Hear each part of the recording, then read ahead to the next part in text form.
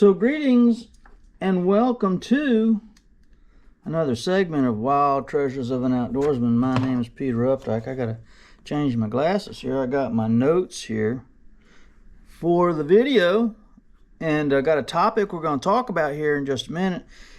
The topic's really going to encompass several different aspects of your early morning trip to your tree stand. What are you comfortable doing?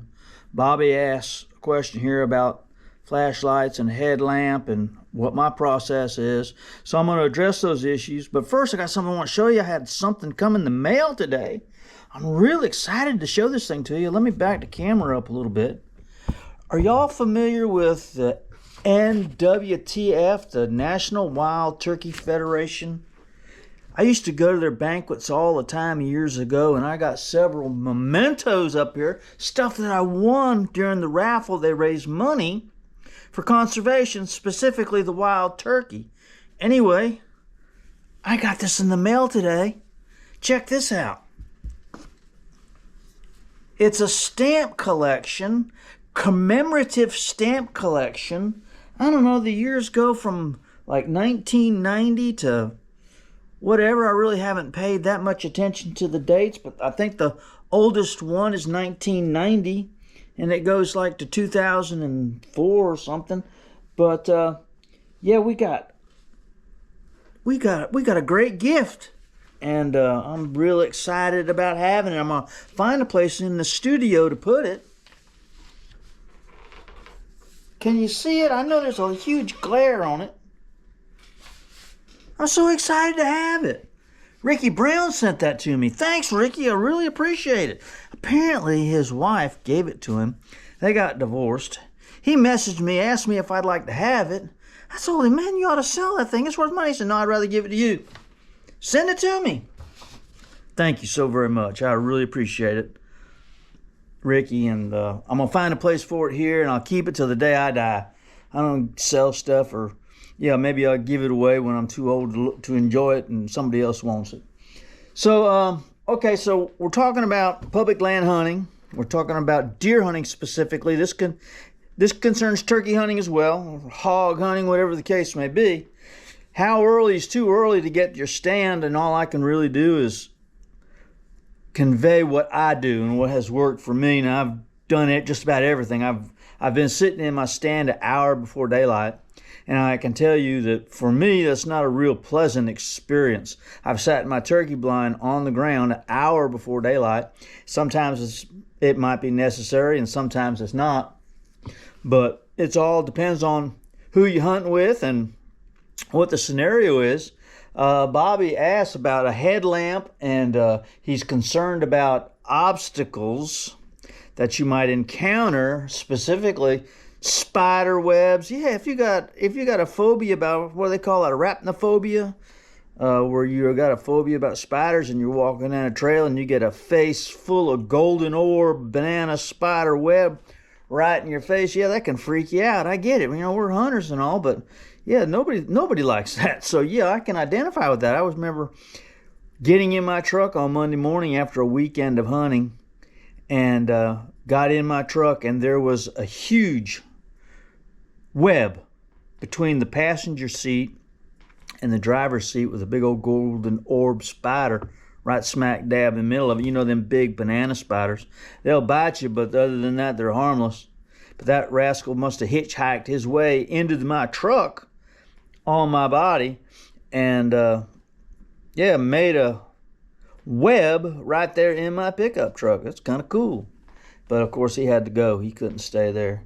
And then I've had praying mantises wind up. I was driving down the road with my arm up out the window, and a praying mantis just came, must have jumped on me some point while I was in the woods. And yeah, I was hitchhiking a ride.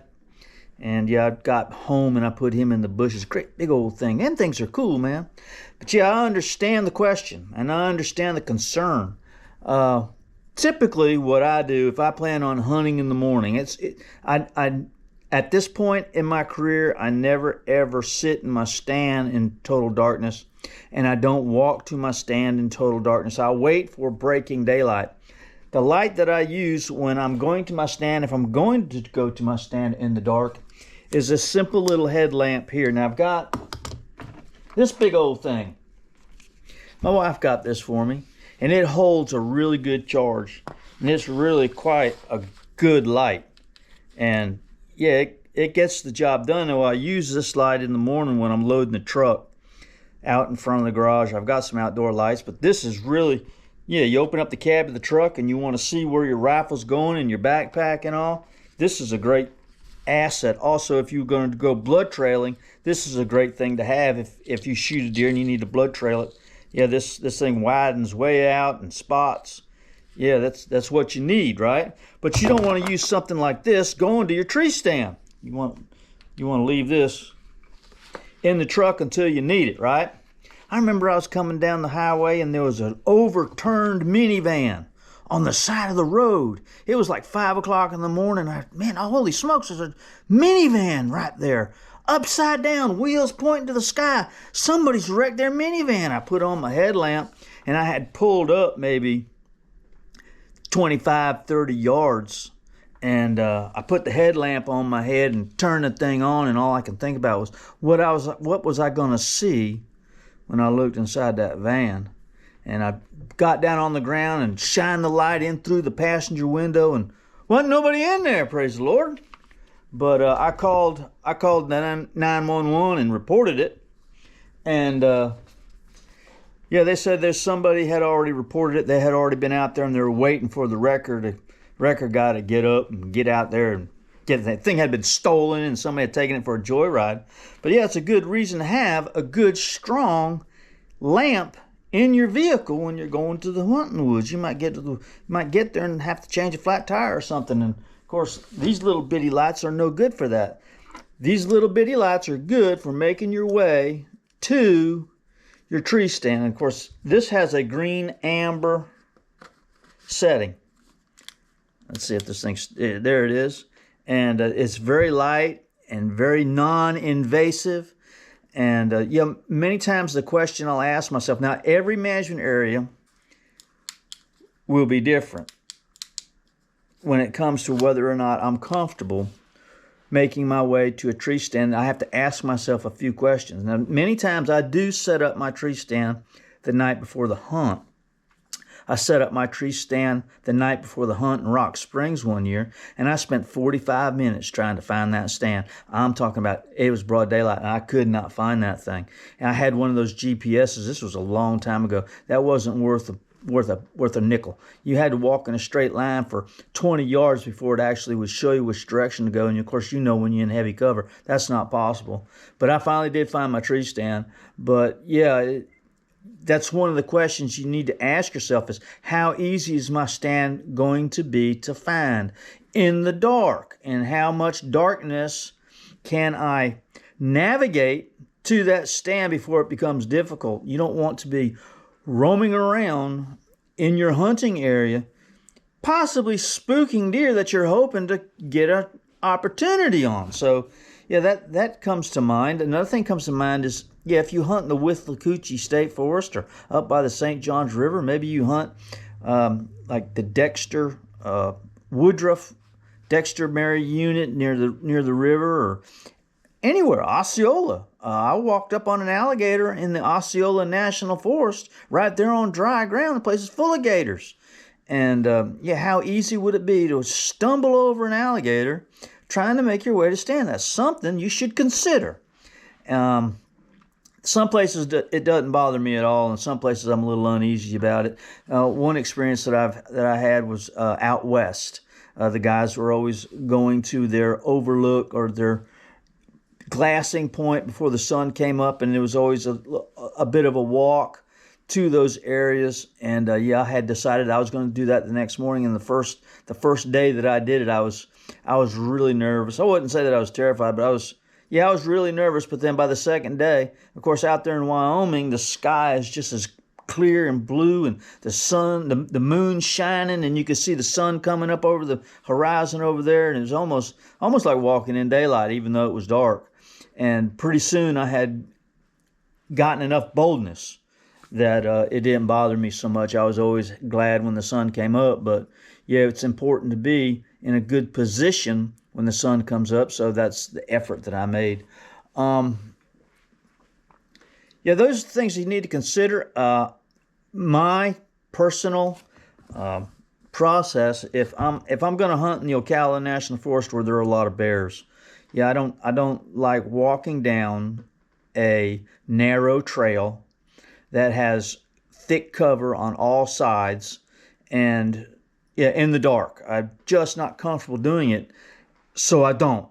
And if you're not comfortable doing it, my recommendation is that you don't. You're going afield and you're going to learn things about yourself, and you're going to learn things about the habitat, and you're going to learn things about your process and what they should be. And this is one of those learning curves that you'll need to overcome. If you're worried about walking into the spider webs that are, yeah, you need to get your little switch, right, and knock those things down as you're walking, because nobody wants to have to deal with that. If there are a lot of them in there and if the trail is narrow, yeah, get a little switch and knock those spider webs down. Yeah, they're a pain in the butt.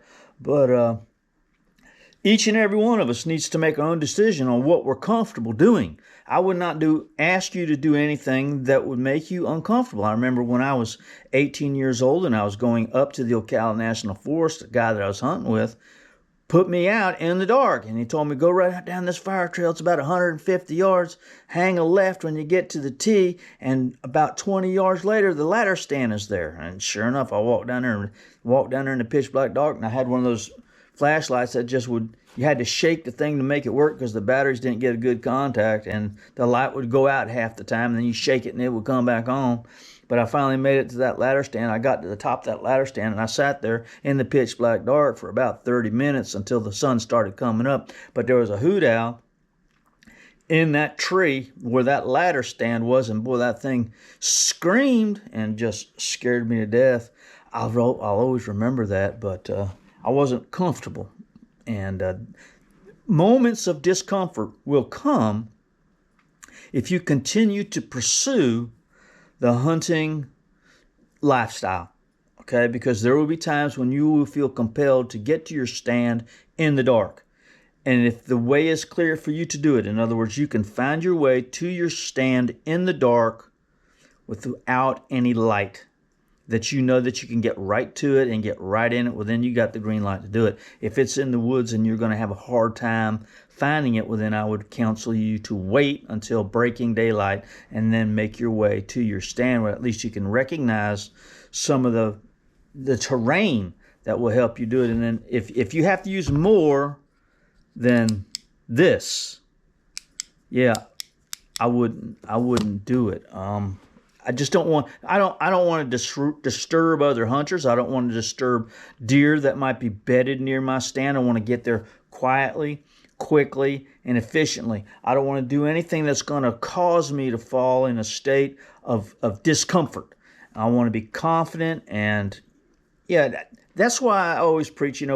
If you're hunting in a management area that's near your home, you can visit that management area over and over and over again. For me, it's Ocala. And then Lake Panasoffkee and Jumper Creek and Green Swamp. I've got those spots that I hunt. And I've become familiar with them. I've become comfortable with them. Why? Because over and over and over again, I've had these experiences with these places. I know the little access points. Yeah, it becomes familiar. It almost becomes a part of your home.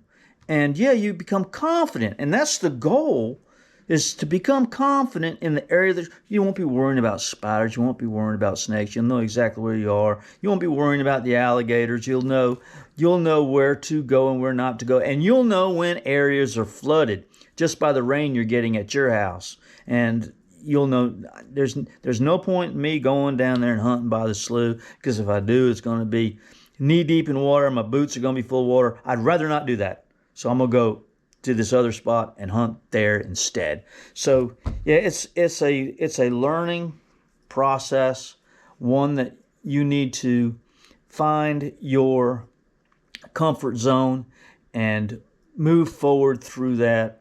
And yeah, a big headlamp like this is good to have in the truck, and it's good to have at your disposal, but it's not the sort of thing you want to use going to your stand in the dark. If you're going to do anything, a little clip-on. Yeah. I also carry these little flashlights here. I usually have one in my backpack. I've got a couple of them here. This little mini mag light. Y'all remember those mag lights I had? They had great big old long ones. The cops used to carry them all the time, and they had like 6 big old batteries in them. Yeah, I remember those things. All right, so I hope this helps you, Bobby. Yeah, just don't do anything that you're not comfortable doing. Make your way. Remember, we just want to go out and go hunting and have a good time. Hunt the same place over and over and over again. Get familiar with it. You'll gain a sense of boldness. When it's dark, it won't matter to you anymore. And once again, I want to thank Ricky for sending me this in the mail. I'm going to find a place here in the Wild Treasures of an Outdoorsman studio to put it. And yeah, I'm going to enjoy having that, looking at it, and appreciating it. All right. We love you guys. Talk to you soon. See you. Bye.